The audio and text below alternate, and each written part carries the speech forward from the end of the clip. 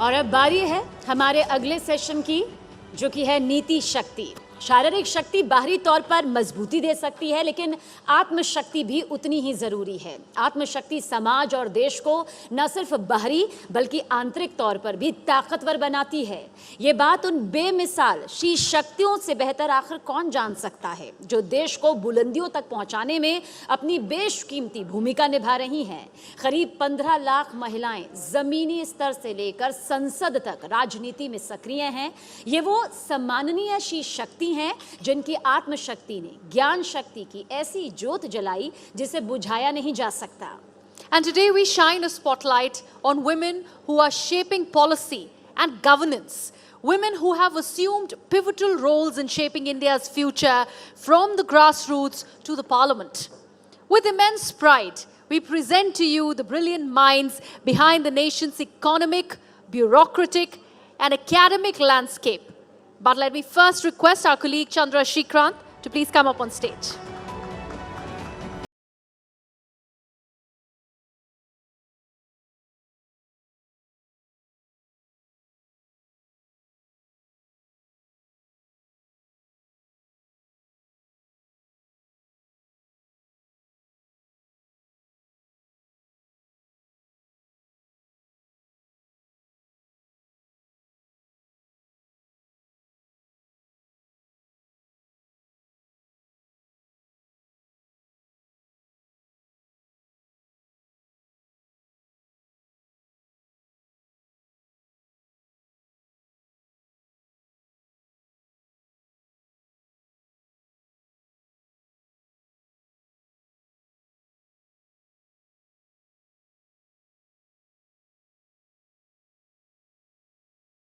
I hope the previous session, it gave me a lot to think about and hopefully lessons in self-defense that I never have to use.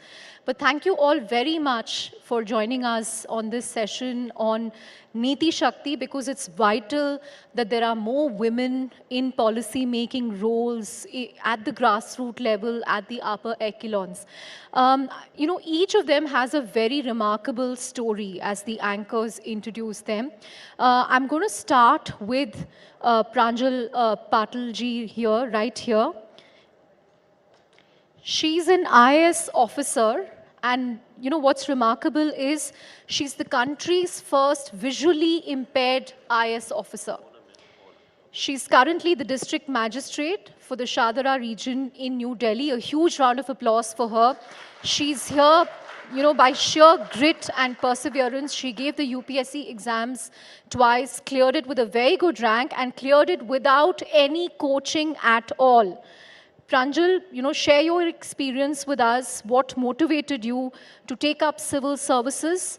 And, how do you go about being a district magistrate? How did you go about being a sub-collector in your previous role at Thiruvananthapuram? Yeah, hi.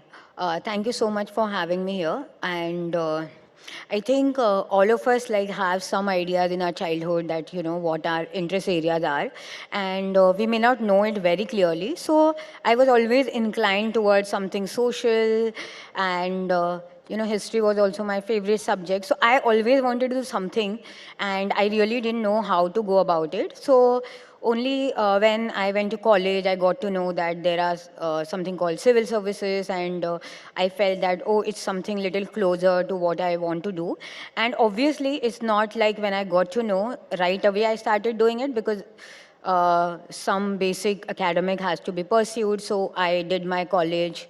Then for higher studies, I came to Delhi, to JNU to study. And only after my master's and MPhil, I could get that courage and conviction and time and enough understanding of the exam and the preparation.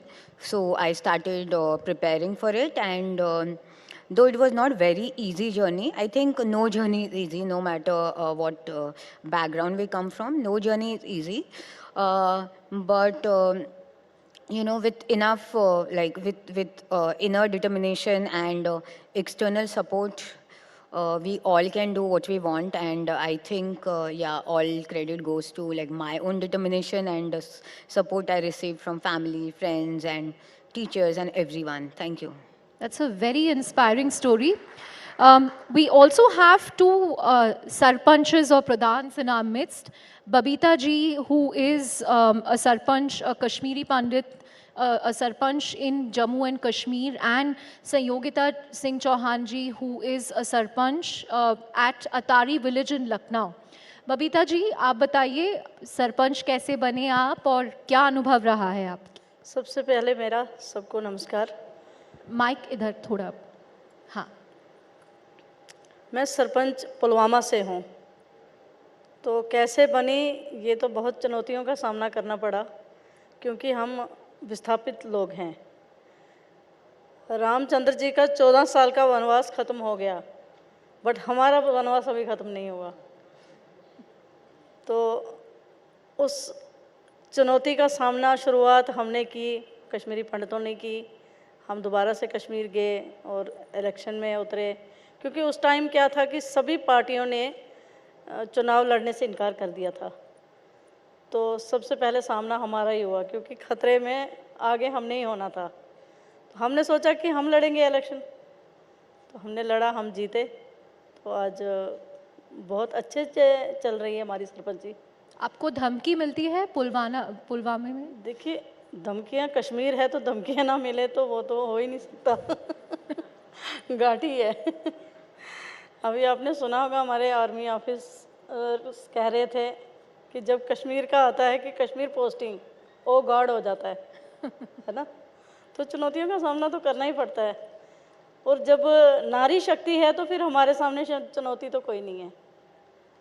सही बात है। हाँ। Sayogita ji, you're an MBA by training and then you decided to become a sarpanch at Atari village.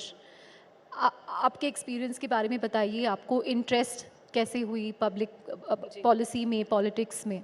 जी, नमस्कार सभी को।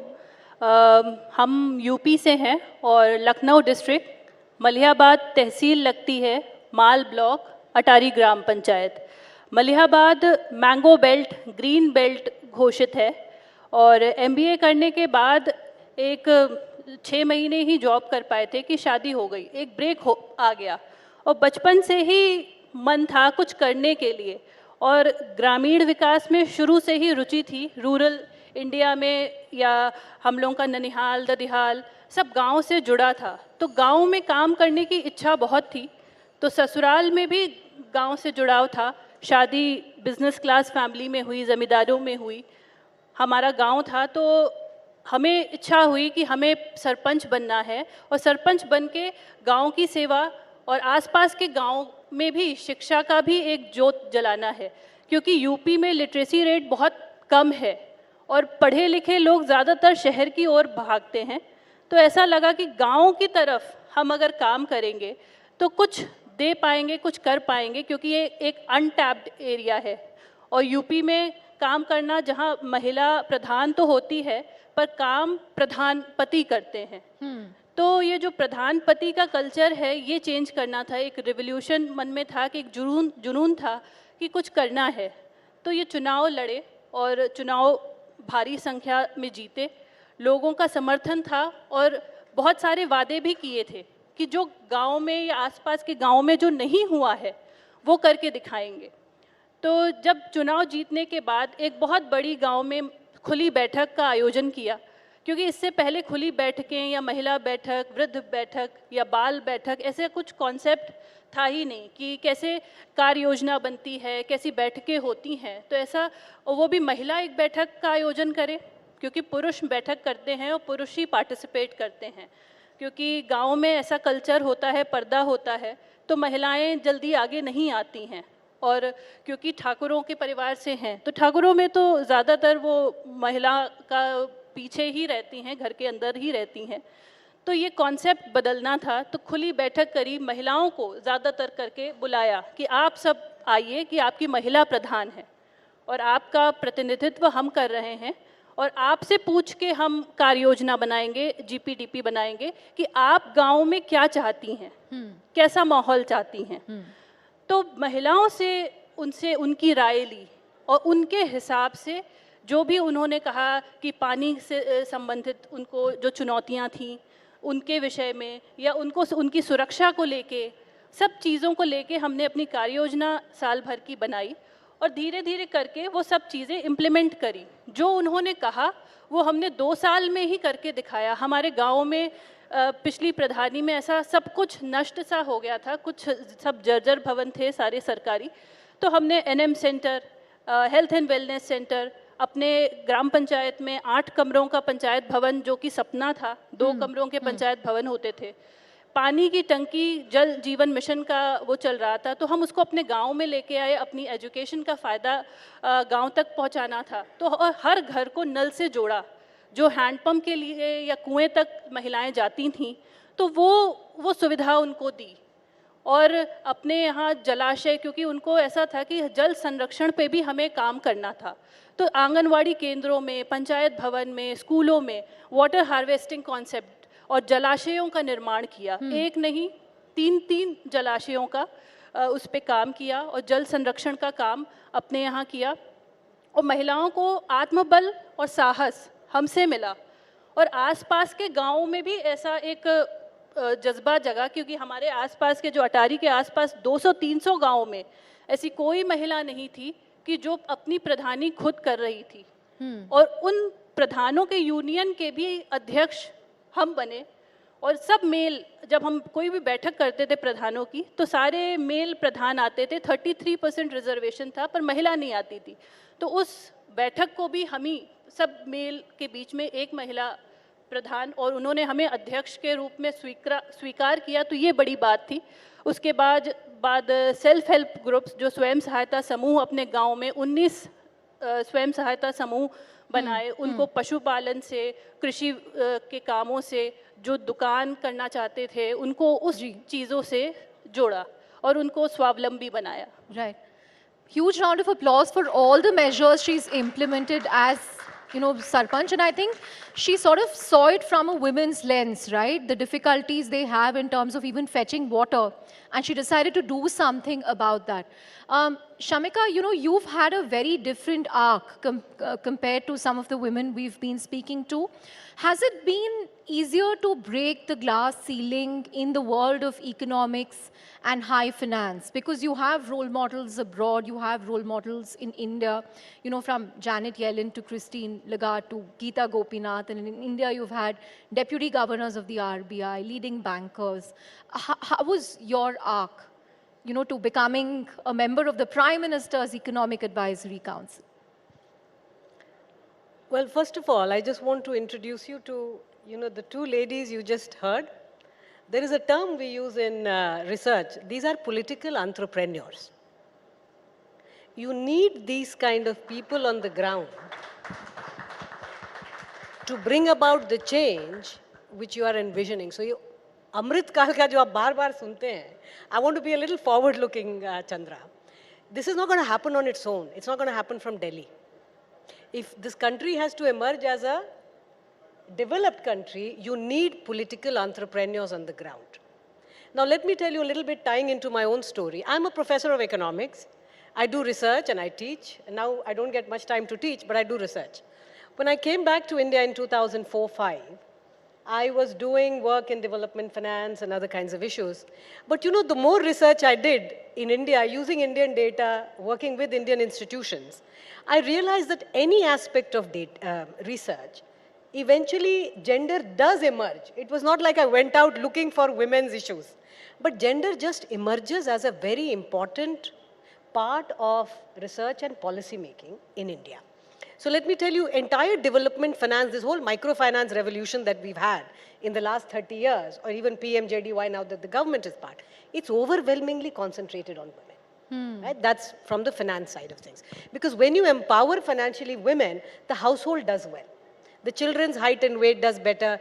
Girls typically study more. And so there are many societal impacts. So there is a gender component. Jab health dekhna shuru kiya, then you realize that, in some of our best hospitals, most patients, female patients are missing. Meaning women are not coming to hospitals.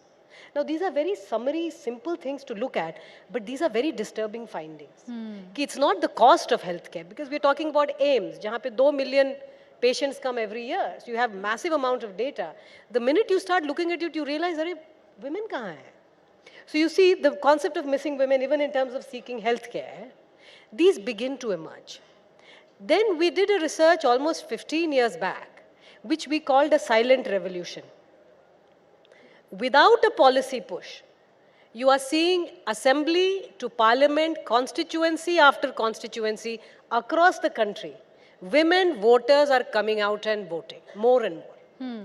This silent revolution, you should understand it now. It has transformed the political space of India. And because it has, no political party can ignore women anymore. And I can tell you 10 years back, we would not be saying this. So this is a silent revolution because when there is a surge of women voters, policies therefore begin to respond to women. I think we saw this play out in UP, right? There was a lot of analysis on... Absolutely. yeah. In fact, not just UP, right? It is happening in your most developed, richest states. It is happening in the poorest states. It is happening in the remote states.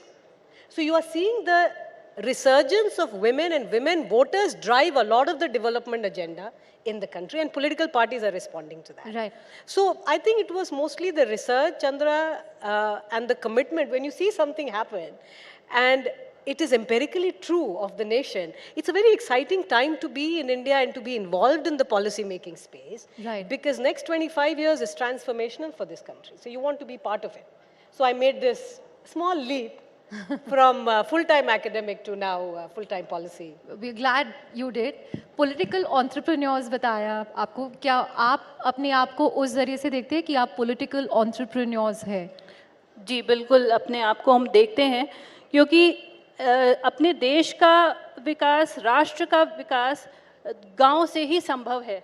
और प्रधानमंत्री जी का भी vision है कि हर चीज़ गाँव से, क्योंकि अपना एग्रीकल्चर बेस्ड हम लोग कंट्री हैं, तो गाँव से बहुत कुछ संभव है। हम लोग गाँव को, हमने उनको शौचालय से पहले शौचालय तक नहीं इस्तेमाल करना वहाँ गाँव में होता था, तो वो आवास, शौचालय, धीरे धीरे प्रोग्रेसिव गाँव, हमें गाँव को शहर नहीं बनाना, गाँव को एक विकसित गाँव बनाना है, समृद्ध गाँव बनाना है।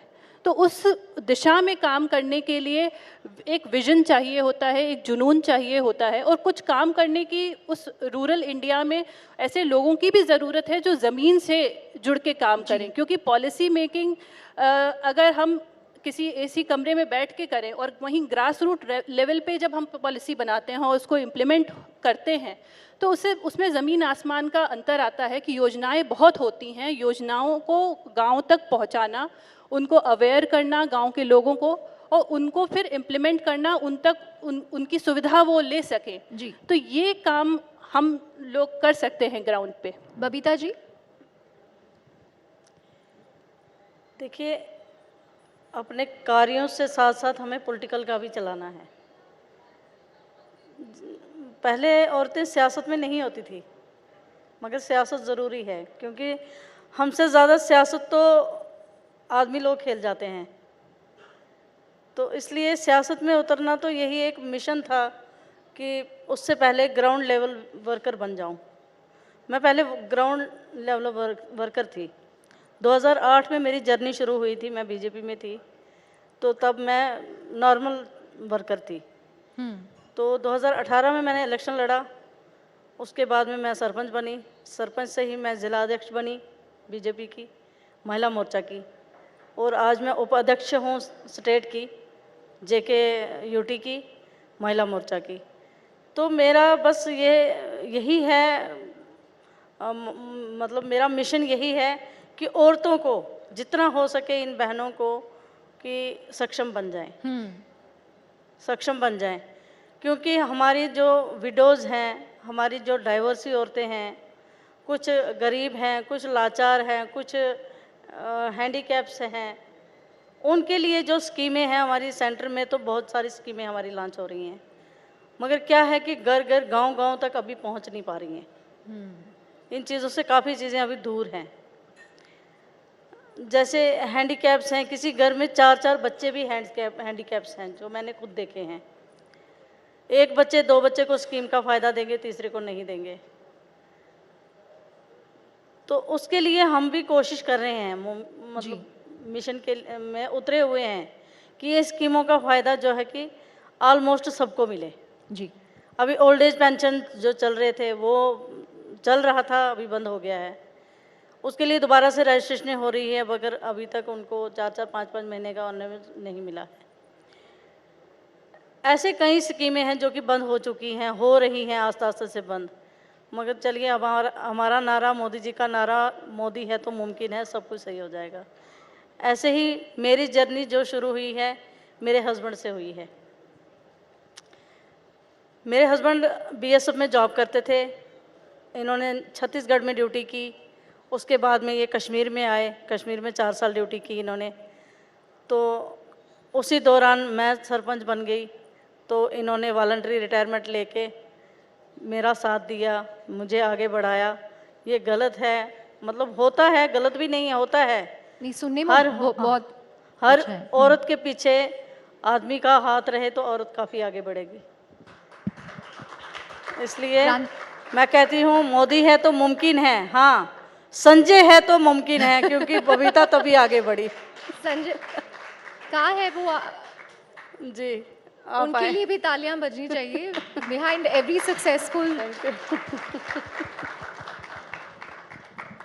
Pranjal ji, I want to understand from you, how did this affect the way you look at policies within your district?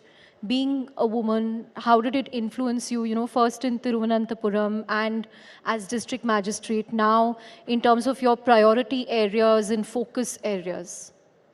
Yeah, I think getting to work at the district level, like the most local level in terms of administrative, from administrative perspective, it's a very great opportunity. It's in fact a learning opportunity, and it's very great because the efforts you put, you directly get to see the result. Sometimes we make policy and it takes time to get implemented, and then it takes even further time to see how it has impacted the intended section of the society. So at the district level, it has been my very special focus that how, like, of course now literacy level of our country has really gone high, and it's a very good development. But at the same time, we know that vocational competency, like young girls don't get as much as opportunities, to develop themselves vocationally as their brothers or their classmates, male classmates must be getting. So in my district, there are a few institutes, they are vocational institutes. So I just focused on like how, they will get more confidence to give interview, to learn English, to learn basic computers, and how to talk in front of many people. And I'm very happy to share with all of you that their own teachers told me that their girls have done really wonderful in interviews, and they have got more placement than ever before. Huge round of applause for that. Yeah. So, and even in other sections, so I have observed one thing that though now children are going to school, and that's a wonderful thing, but co-curricular activities and like an opportunity to learn like various forms of art is not available to all. Like it's still confined, learning dance, learning music, learning craft is still confined to a particular section of our society, which has, money and other resources. So we Right. started in my district something called Kala Shakti, my art, my empowerment. And through that, we are teaching dance to girls, and they are learning Odissi dance. And 2 months back, in the month of May, girls of my district, they performed on the stage along with national awardee winner dancers. And yes, and these accomplished dancers actually remark that these girls are not at all like first time, beginners. They are like already so smart, and their presence of mind is so good. So, and then also we are working on drugs. We are Right. trying to have we are promoting sports so that our children develop, team spirit, and they develop some purpose, some physical stamina, and they stay away from drugs. And in this way, there are many such initiatives we are able to take, and we can see direct results. So that's immense satisfaction to me and my team. Thank you. Right.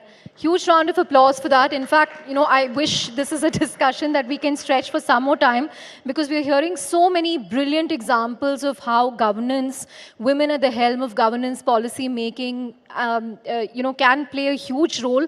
Thank you very much, all of you, Shamika Ravi ma'am, Sangyogita ji, Babita ji, and Pranjal ji, for sharing your experiences with us. And I hope this will